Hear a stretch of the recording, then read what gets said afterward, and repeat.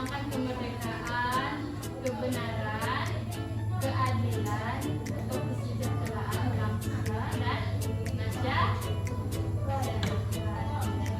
Itu pengertian pahlawan. Tapi di sini sebenarnya pahlawan itu tidak hanya di medan perang saja. Pahlawan itu bisa seperti apa tadi pahlawan? Ayo, bisa seperti apa?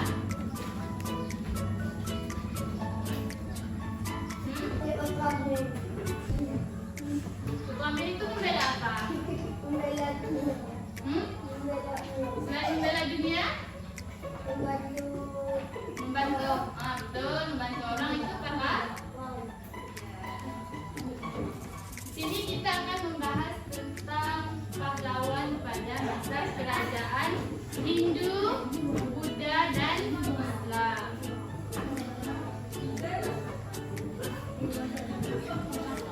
Jadi sebelum masuknya Hindu, Buddha, dan Islam itu ada masa praaksara. Tahu nggak apa praaksara? Praaksara, pernah dengar nggak? Jadi praaksara itu diambil dari dua kata. Pra itu sebelum,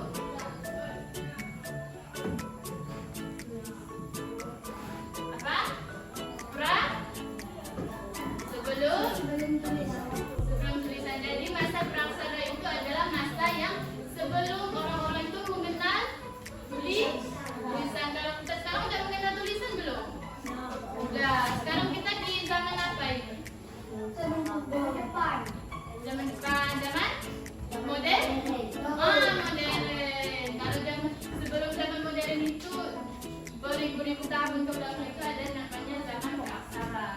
Jadi orang-orang itu belum mengenal tulisan, belum ada kayak kita di sekolah, itu belum ada. Ngerti nggak? Jadi masa praaksara itu apa? Masa apa? Sebelum mengenal tulisan.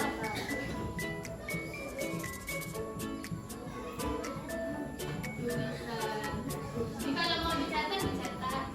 Ya. Nah, ciri-ciri masa praaksara itu belum mengenal tulisan, hidup sederhana, menggunakan alat-alat dari batu dan tulang.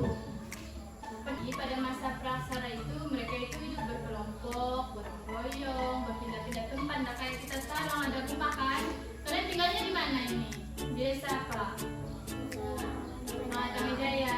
Kalau dulu itu mereka itu tidak punya namanya desa, mereka itu pindah-pindah buat cari nafkah. Paham kan masa praaksara?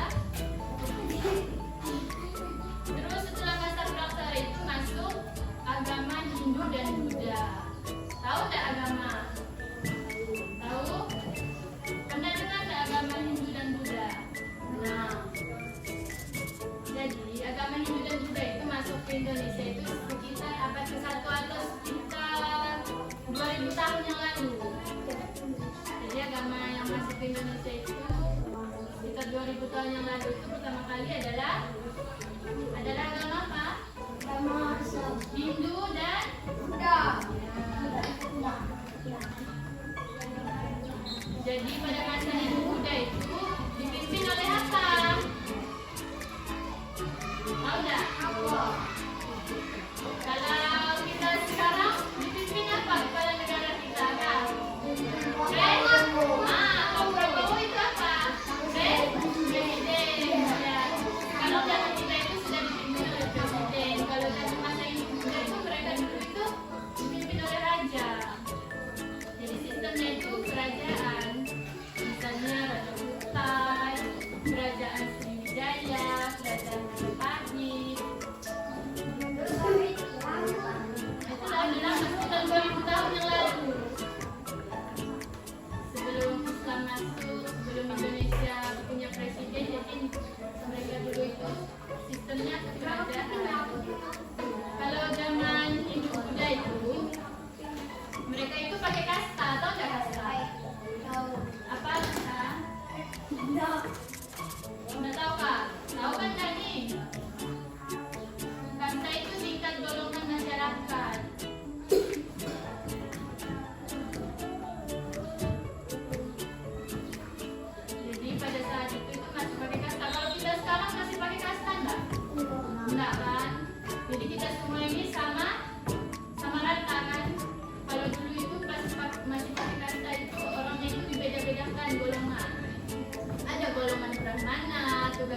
itu dari golongan pendeta atau rohaniwan.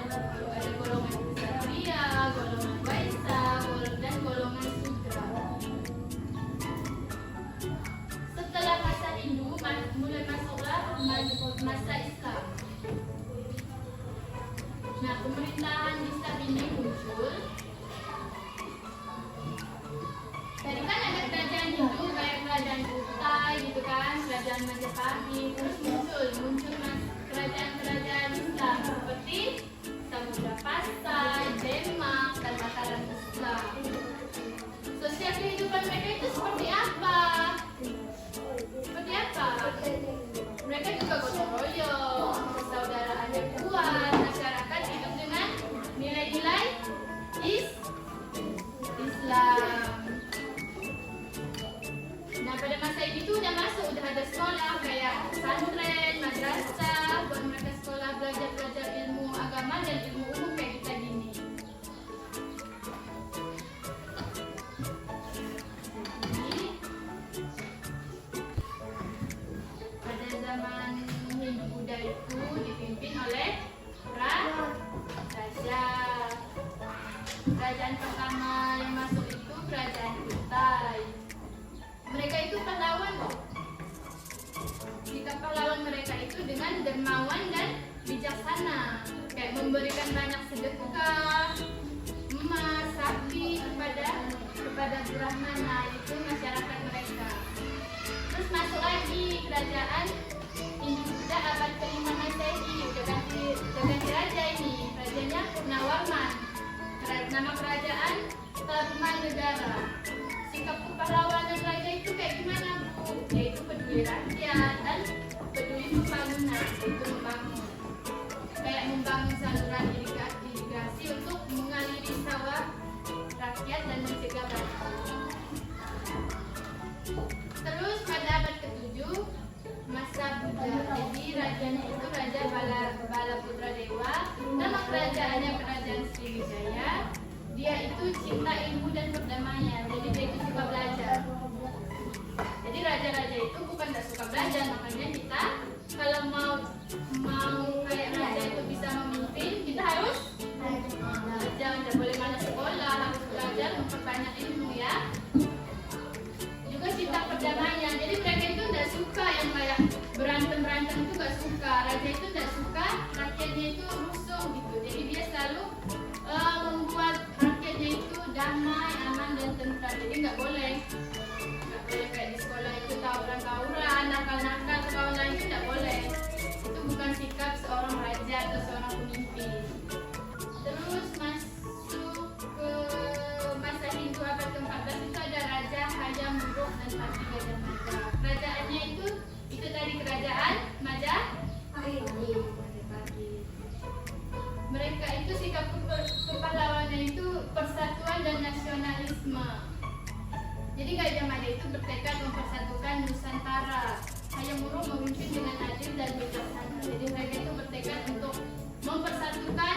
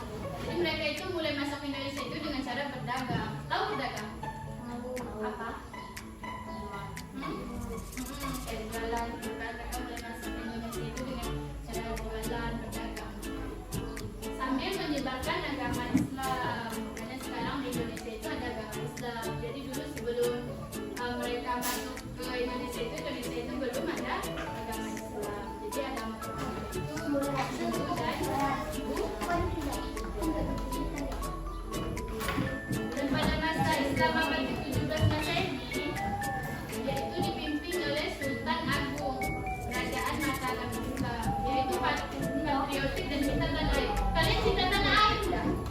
Cinta enggak tanah air? Cinta Indonesia enggak? Nah, gimana kalau cinta Indonesia? Membantu masyarakat. Hmm?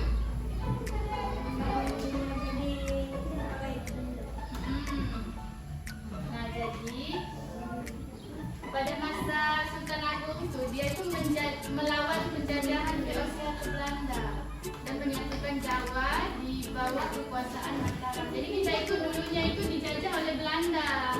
Jadi mereka inilah para pahlawan-pahlawannya menyatukan Indonesia dan melawan penjajahan.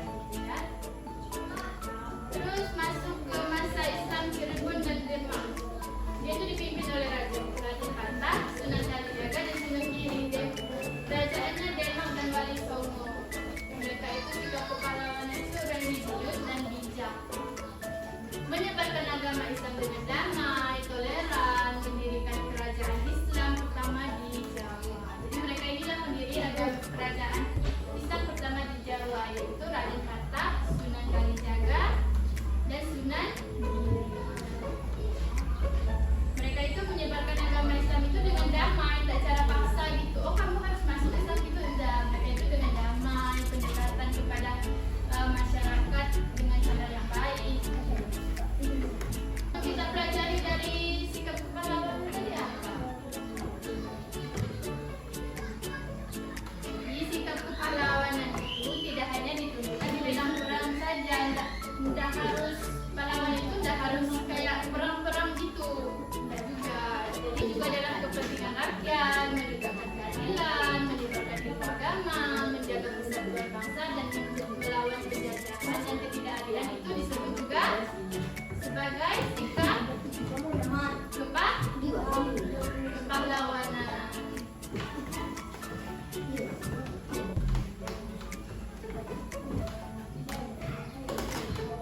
Oke, kalau arti bersatu dalam keberagaman tahu nggak? Tahu nggak?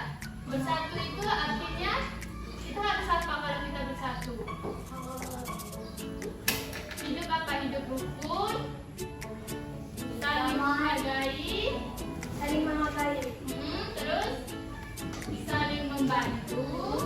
Walaupun kita ini berbeda-beda, nggak boleh. Misalnya Rehan kawannya sama siapa? Kalian berdua kan kawan nih di sekolah. Lalu teman-teman dari pasangan itu minta bantuan, kalian berdua nggak mau. Nggak boleh gitu ya. Kalau ada orang minta bantuan, mau siapa, cewek, cowok, kakek, nenek, harus dibantu. Itu namanya arti bersatu dalam keberagaman. Keberagaman artinya apa? Jadi keberagaman itu ada perbedaan suku, agama, bahasa, budaya, dan kebiasaan. Di sini beda-beda nggak bahasanya? Ada beda. Ada beda. Anda bisanya bahasa Jawa ya? Bisa? Nggak bisa. Kata Rehan bisa. Ya, nggak apa-apa kalau Arka misalnya bisa bahasa Jawa itu keren. Berarti di sini dan cuma menggunakan bahasa Ulu kalau kita kan cuma bisa menggunakan bahasa Ulu. Arka keren yang bisa bahasa Jawa. Jadi kita itu berbeda-beda bahasa, tapi kita tetap satu. Jadi bersatu dalam keberagaman berarti hidup bersama secara damai, saling menghargai perbedaan dan bekerja sama untuk kebaikan bersama. Paham? Coba kasih contoh di rumah kayak mana? Kalau di rumah kayak mana? Kalau kalian di rumah, contohnya menghormati orang tua, membantu orang tua, menyelesaikan pekerjaan rumah bersama-sama, tidak membeda-bedakan anggota keluarga. Kalau ada kakak harus sayang kakak, harus sayang papa, harus sayang mama, harus sayang adik. Jadi nggak boleh dibeda-bedakan ya. Kalau contoh di sekolah bisa seperti tadi berteman tanpa membedakan suku, tanpa membedakan agama, tanpa membedakan dia anak siapa-siapa. Kita itu harus saling berteman. Pekerjaan sama dalam kelompok. salah satu contoh menghargai pendapat teman. Jadi kalau